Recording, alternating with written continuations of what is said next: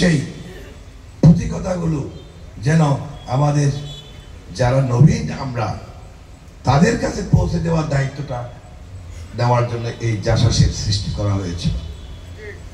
এই দলের কাজ গতানুগতিক দলের মতো না। এই দলের কাজ বিভিন্ন কথা, তাদের গান, তাদের বিভিন্ন রকমের প্রোগ্রামের মাধ্যমে জাতিকে সাংস্কৃতিকভাবে এগিয়ে নেওয়ার।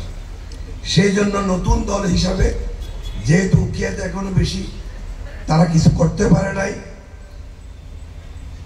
সেজন্য আপনারা সকলে ছিলেন না। আগামীতে এই জাসাস ইনশাআল্লাহ আমাদের উকিয়ার অনেক মানুষকে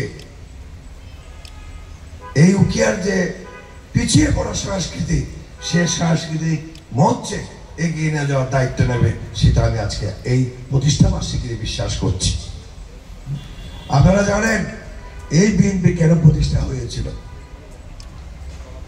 স্বাধীনতার পর এই আওয়ামী লীগ স্বাধীনতাকে একটা তাদের পৈতৃক সম্পত্তির মতো এবং এই দেশটাকে তালুকের মতো করে ফেলেছিল।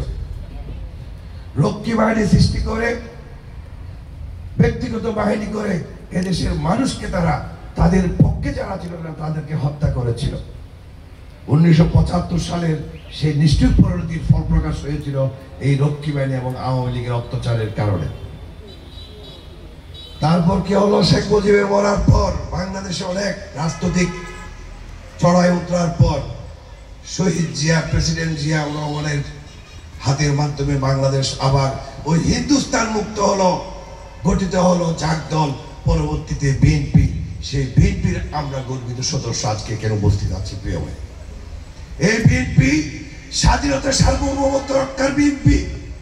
এই বিএনপি বাংলাদেশের গরিব মানুষের দুঃখ সুখের সাথী হওয়ার জন্য বিএনপি সৃষ্টি হয়েছিল। তাই বিএনপির যতবার সরকার ছিল এই গ্রামগঞ্জ সারা বাংলাদেশের উন্নয়নের মাধ্যমে চেহারা বদলে গিয়েছিল।